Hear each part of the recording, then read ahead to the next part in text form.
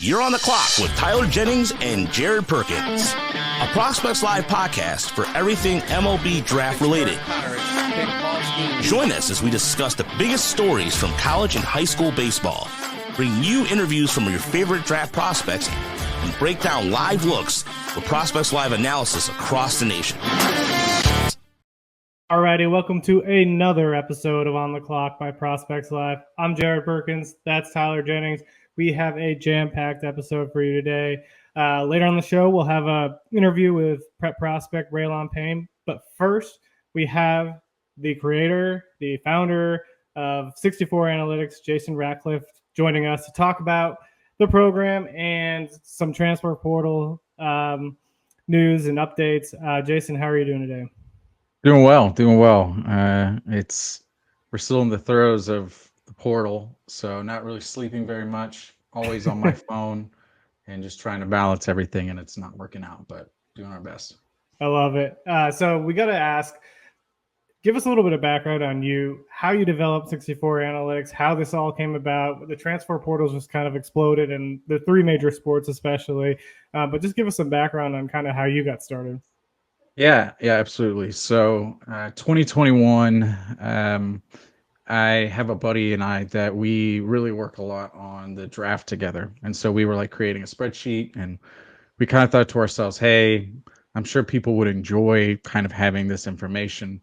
So I just thought, hey, I'll start a Twitter feed and put it out there, 64 Analytics. Number 64 actually comes from the number of teams in the tournament, because I originally wanted to do basketball and baseball, and they both have 64 teams.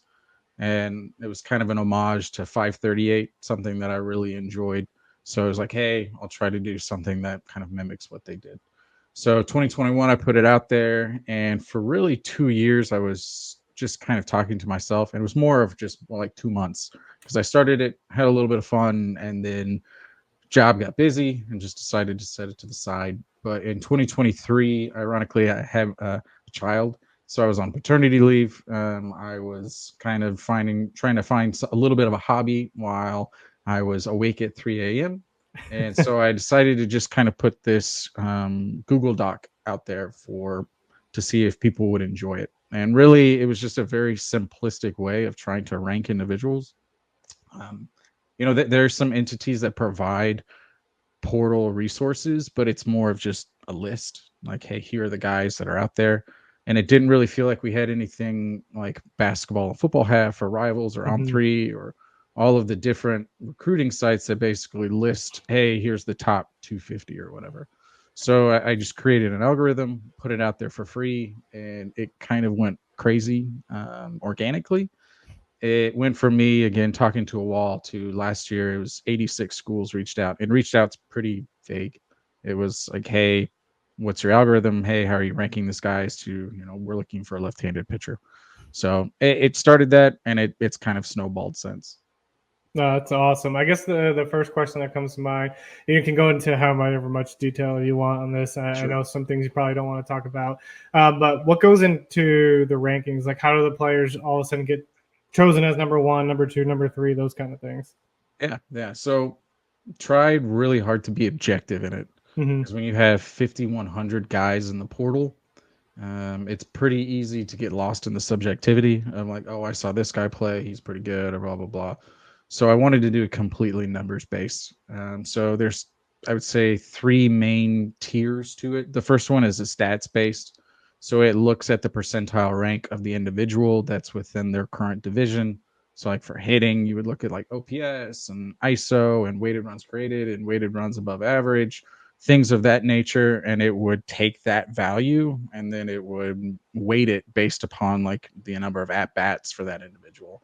And it would put like a percentile and say, okay, well, this individual, based upon their metrics, they're 90th percentile in D1, but they're 99th percentile in the portal. So that would be like your stats. And then it would look at, cumulative rankings of individuals of like perhaps their high school. So that would be, like PBR, perfect game. And it would say, all right, well, they were in the top 500 for one of these. Therefore, hey, here's another qualifier. Or later on, hey, they're top 250 for, their MLB draft rankings. Or, hey, they've got all of these different subjective metrics, but not mine, in which I can then kind of weight that in an addition. And then it kind of takes all of those features and instantly spits out a number. So really where I think, kind of gone a little bit beyond others is as soon as those individuals are in the portal, I can instantaneously rank them. That's really cool. The only reason I ask is because I imagine you get a lot of people asking that question, like, "Oh, what? I've seen this guy play a million times. How is he not top 25?" Because that's what you get with rankings, no matter how you do them. Absolutely. I mean, usually it's that usually it's pissed off fans from the teams that they're leaving. Like, oh, I saw Hurd, he's not very good. How could you have him as like top 5? And it's like, hey, like how often do you have a 3-year starter that, 2 years at LSU, he's a top 150 draft prospect? Like there just aren't that many. And so yeah, he's probably going to be top 10. But they're like, "Oh, well, he really struggled this season." It's like, sometimes people struggle in like, a 20 game sitting. So it's interesting, but it also it allows us to be objective, and that we can say this is exactly why you're this number. Because sometimes it's hard. Like we'll have kids who reach out and they'll say, "Hey, what's my ranking?" And I'll have to be like, "Oh, 3,250," and I have to like tell them exactly why it's that number. But it makes the conversation a lot easier because I can just like point to a number and say that's why. Yeah, that's awesome. Tyler, I'll turn over to you. Yeah, as there's fireworks going on behind me, so if you hear it, just tune it out. But like the biggest thing I've noticed with like your guys' site, which I've enjoyed really using it the past couple months, is there any idea or like any plan to like expand upon what you guys already have like put out on there by chance? Yeah, I mean, we tried to put things in phases. So like phase 1 was like, hey, let's put out kind of our rankings that we were doing. So we created a few stats: our weighted run created efficiency, weighted run allowed efficiency. It kind of builds off of Bill James's old run created formula, but that really only makes sense if you have a standard population of like, say, the 8th best pitcher for the A's is equivalent to like Garrett Cole. Because, if you get a home run off of that 8th best pitcher, it has to again count in some metric in the same way. It doesn't really work in college. I mean, you hit a home run off of Paul Skeens, it should count a lot different than hitting, a 75 mile per hour fastball right down the middle from Paul Blart, who's going to be, an insurance adjuster in a few months.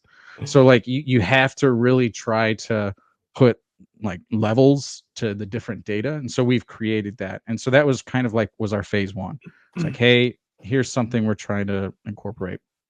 Phase 2 is where we brought out the board, because 2023, it was here's a Google Doc. And we had a ton of teams reach out for a very simple, I mean, it was literally an uneditable free Google Doc with just a ton of names, like 6 columns. And I was amazed how many people were asking questions. I was like, okay, if there are this many questions about something that looks like, an Excel document from high school, like imagine what it would look like if we actually put some effort into this.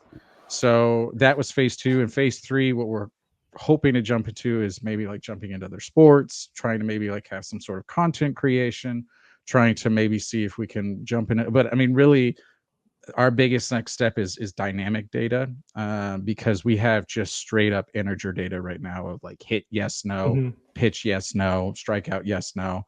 And so that's very simplistic because there's such a difference between, again, hitting a home run in D3 and then hitting a home run in D1, or I'm trying to remember, I think it's Quincy that has, it's like 250 down the line to right field. So it's like trying to bring in variability to the data.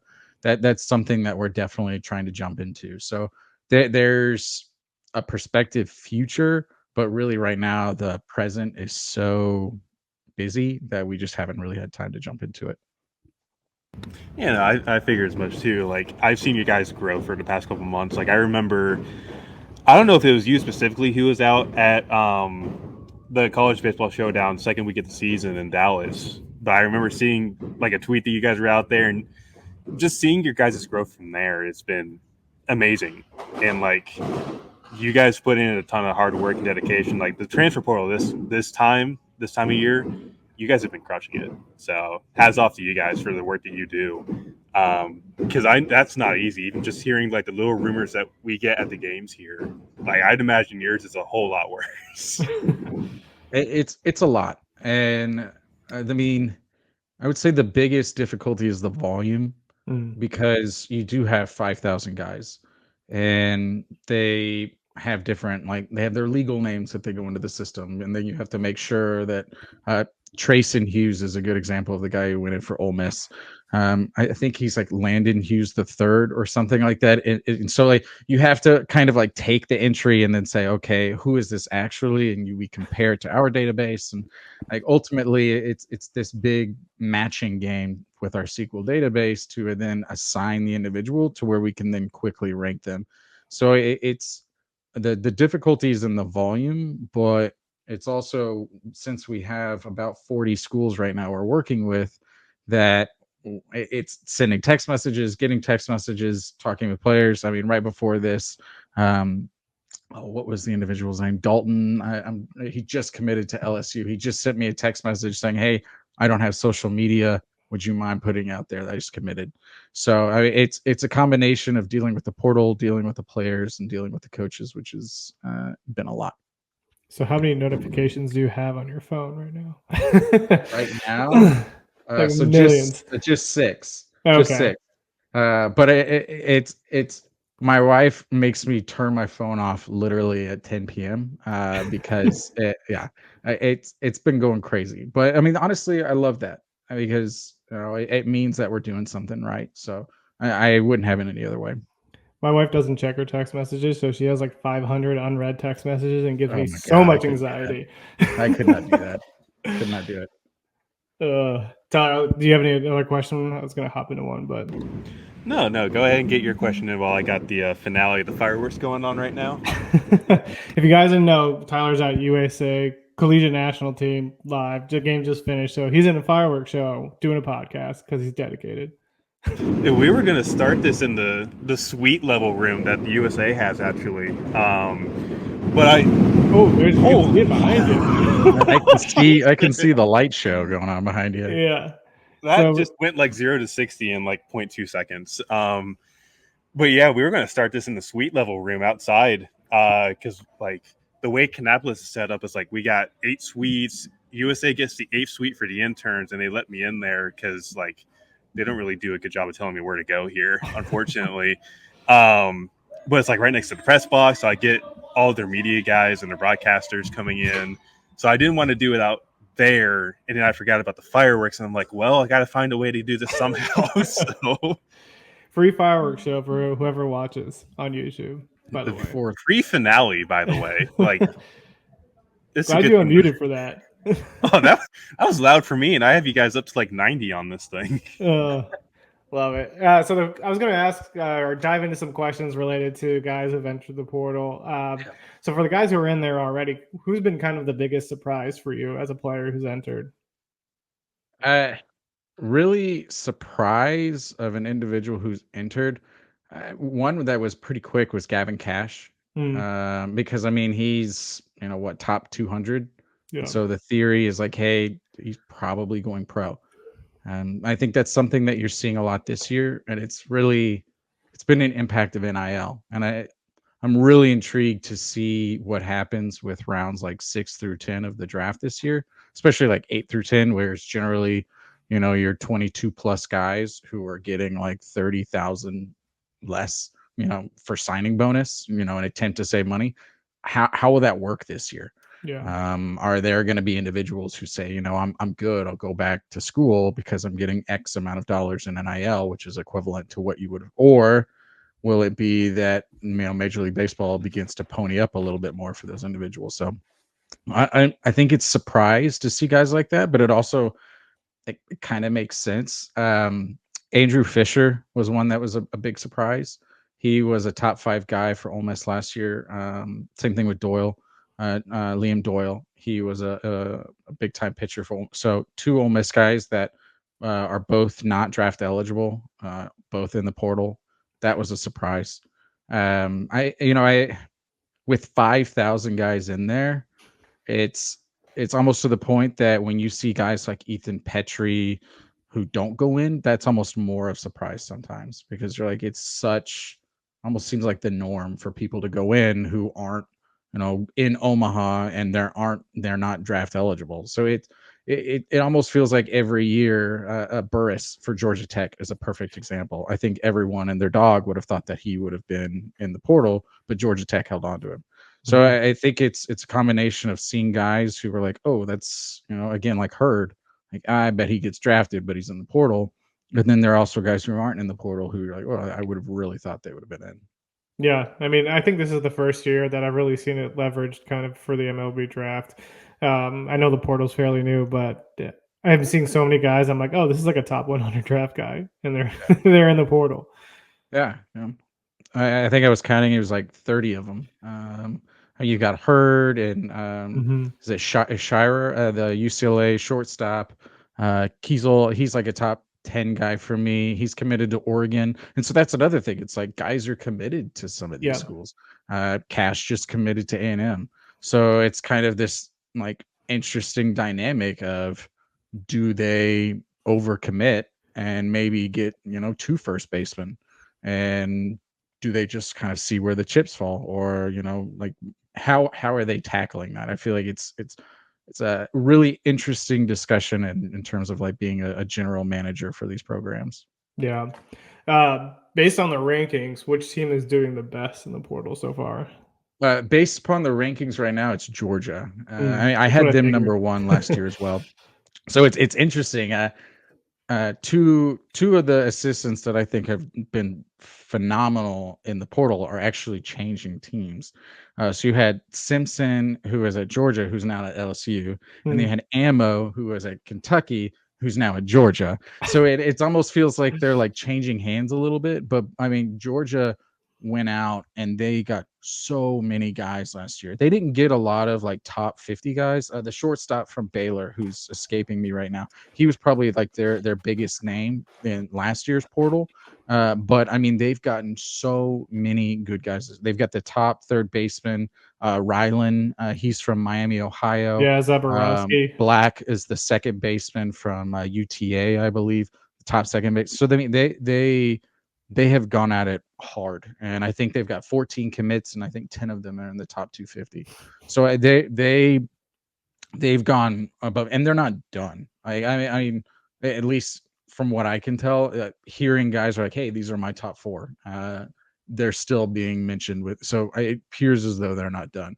So if there was a team that I point to and say they're really setting the standard, it's Georgia.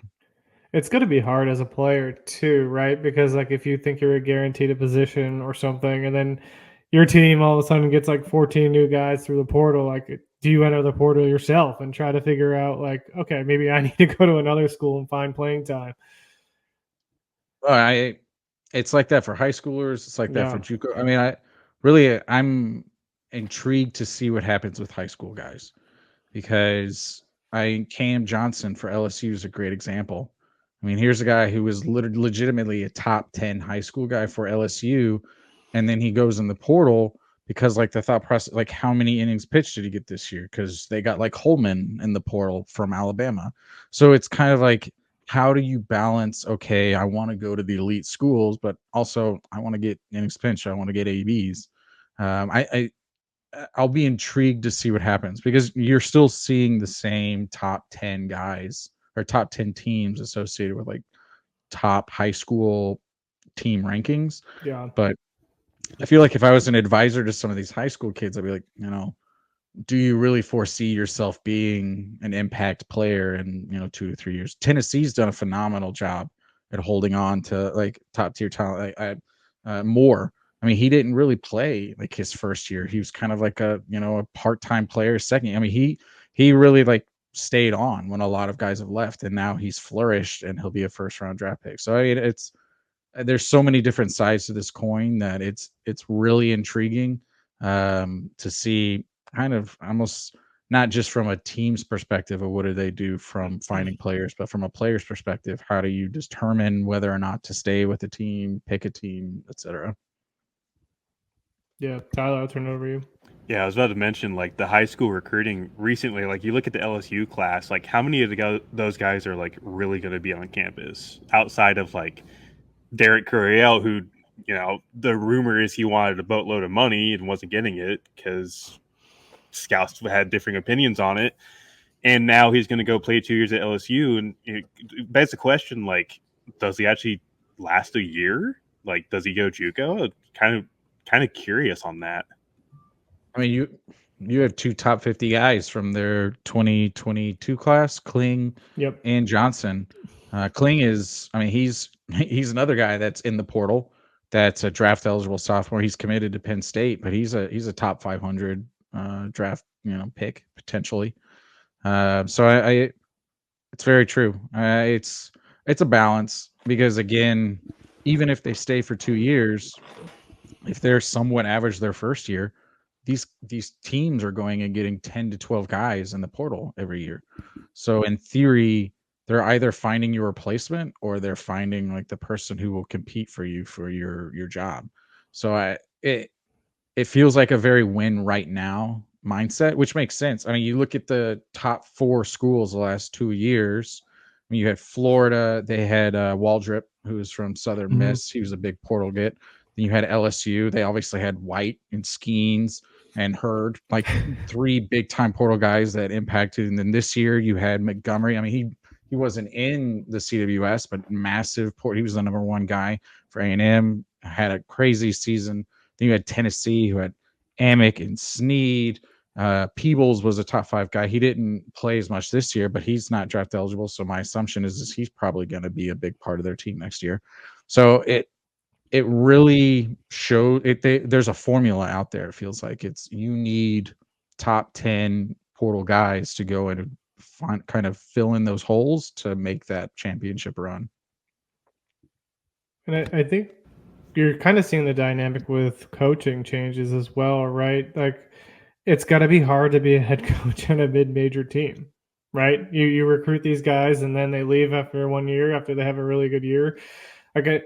It's almost hard to find sustained success. I've told Tyler this, but I use the example of TJ Bruce. When I was at Nevada, he became the head coach and he left the head coaching gig to take an associate head coaching gig at TCU.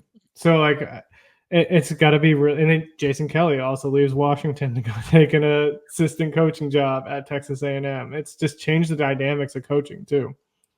Oh yeah, and Ohio State's head coach just left for TCU. Yep. So I mean, it's really unique. And not only that, but you have like guys from Washington who just hit the portal. And then immediately as soon as they hit the portal, it's like, oh, I bet A&M just got their new shortstop. A&M needs pitching. Like, Campbell just went in. Like, I bet they just got. So it's created this free agency that's. I don't want to say it's bad for I don't think it's bad for the game, but I do think it provides opportunity, and it also makes it to where you just have to expect it.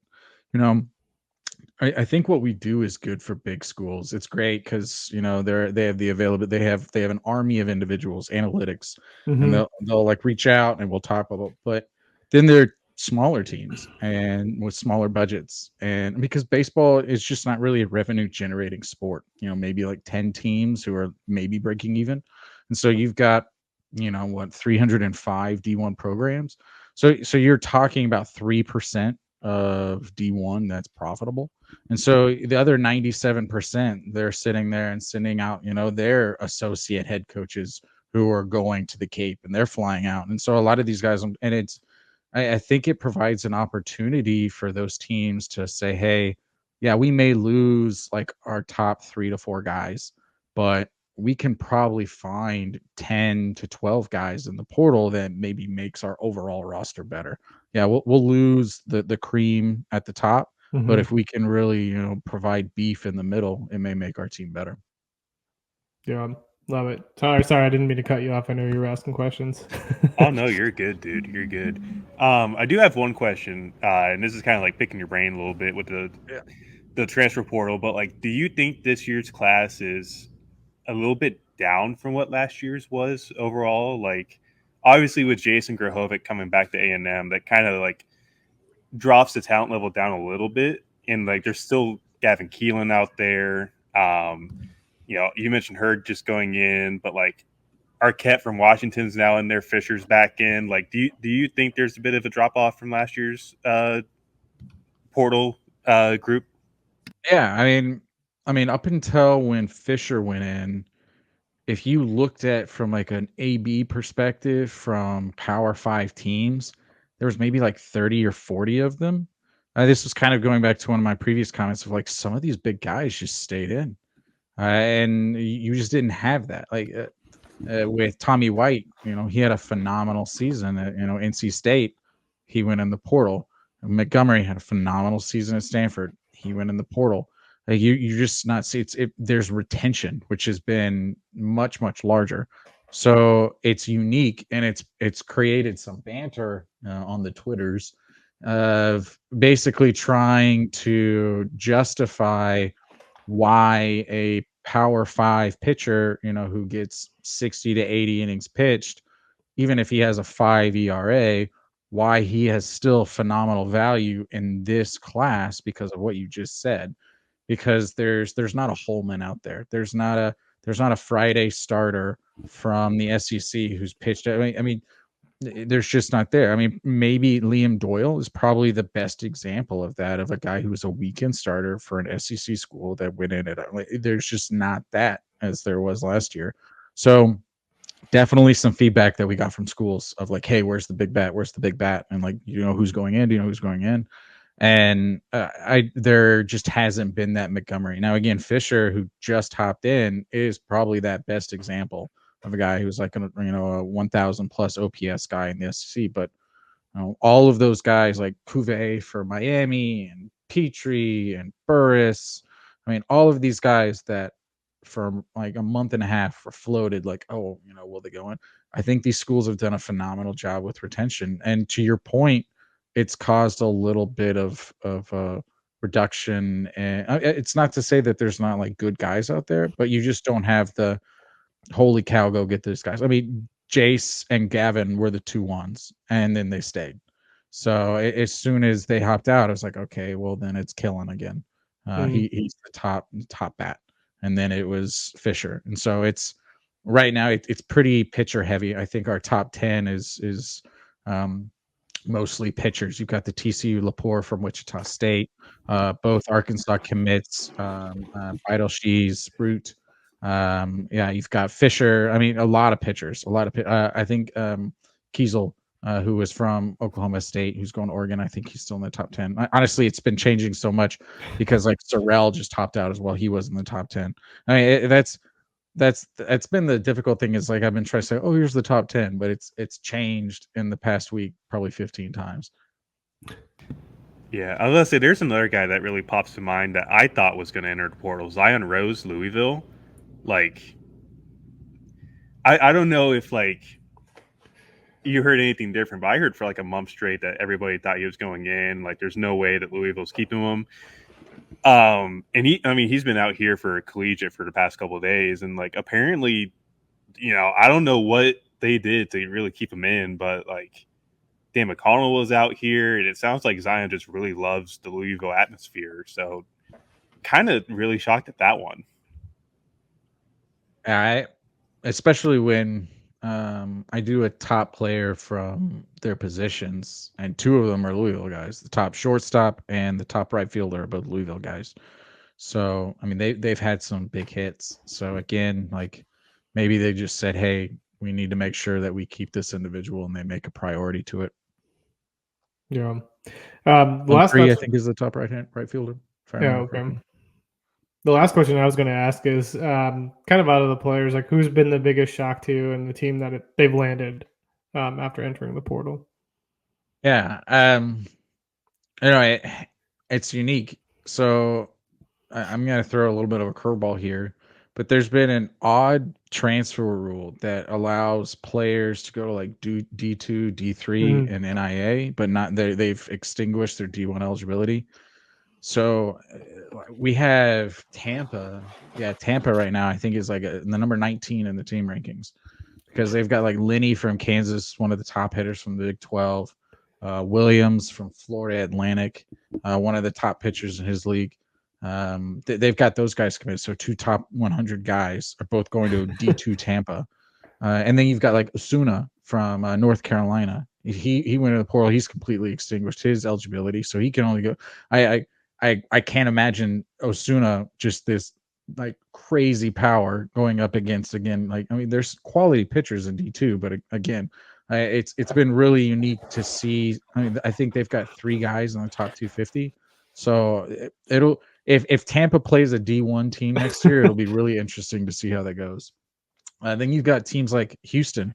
Houston has come out of nowhere to really be a top 10. I mean, I say nowhere. I mean, they've got a great program, but they're just not. It maybe when you were like looking in, Kansas is the exact same way. So I think you've got some schools, kind of going back to a previous point, that say, we may lose like, our top 1, maybe 2 guys, because that maybe they're looking for greater glory or whatever, but then they're able to find a lot of those guys in that 300 to 50 range that they go in and nab.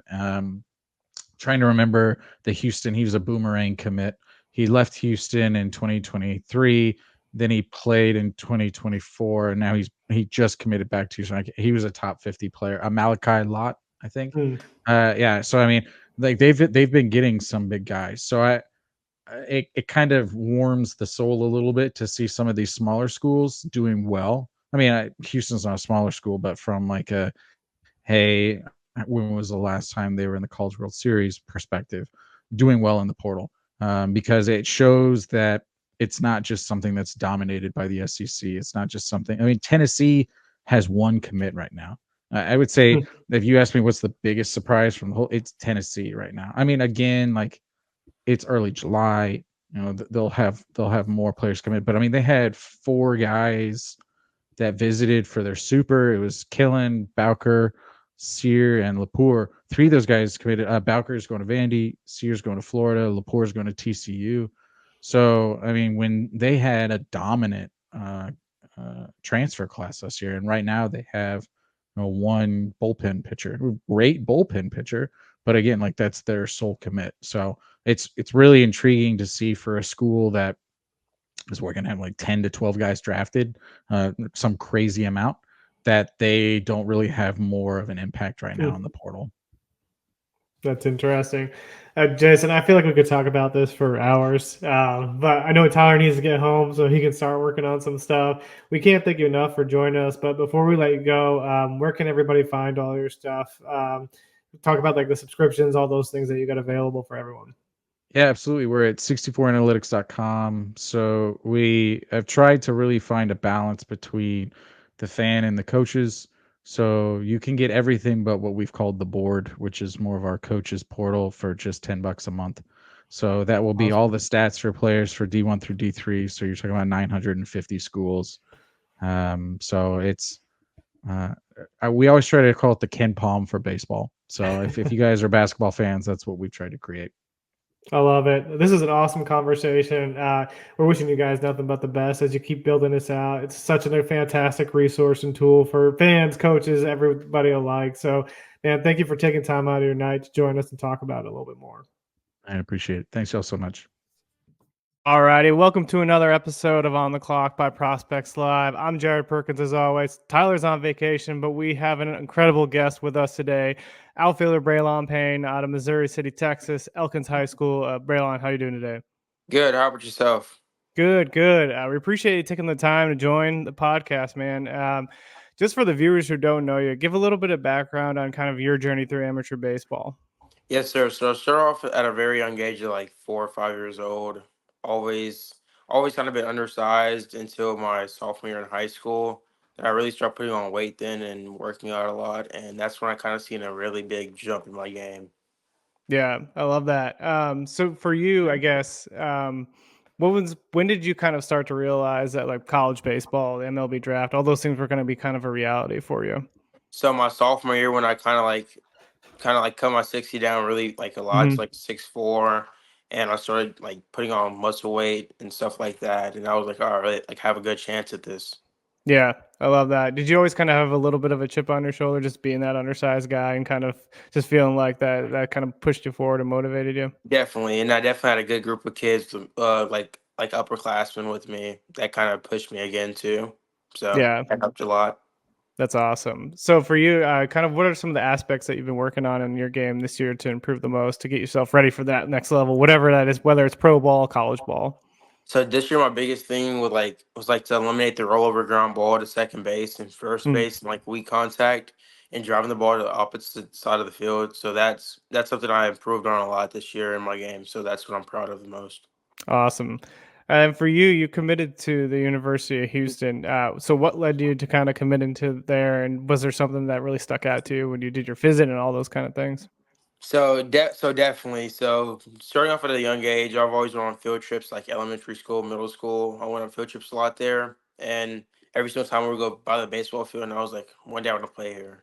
Yeah. And like I was getting calls from other schools, and then the second I got a call from U of H, it was a no doubter. Yeah. Yeah. Were there specific aspects of the campus that you're like, oh, this is cool? Baseball, definitely like the main center where like the stereos go down. It's kind of cool. I like that and stuff like that. Just how it's set up, it's kind of cool, neat, and trying to kind of chill. So once I got the call from Kivit, it was a no doubter. Yeah, that's awesome. So for you, do you have like a favorite aspect of your game? Is there something that you love that you think you kind of do better than most people? So it's kind of my speed. I take pride in my speed. Yeah. That's something I take pride of because not everyone has the God gifted or talented that you just have speed or anything, you know. So Yeah, that's awesome. And so like, I see you got the US polo on. You got to experience some of the Team yes, sir. USA stuff. How was that experience for you? It was pretty sick. It was definitely eye opening. Yeah. Definitely going out there for a week and a half, almost. No, it was like a week and a half, and got to see people across the world that you've probably never seen before, and making new friendships. That was something that was pretty cool.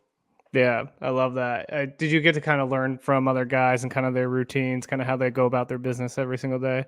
Yes, it was pretty cool that I got to room with a PO named Chase Mobley. Mm.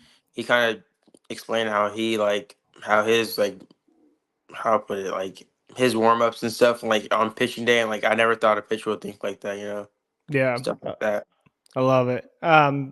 For you, so you got to become the all-time hits leader at Elkins High School. I think you got a cool shout out from Matt Carpenter, who also was at that school as well. What was So that experience like for you? One, getting that shout out from Matt Carpenter, but two, also kind of eclipsing that record at your school.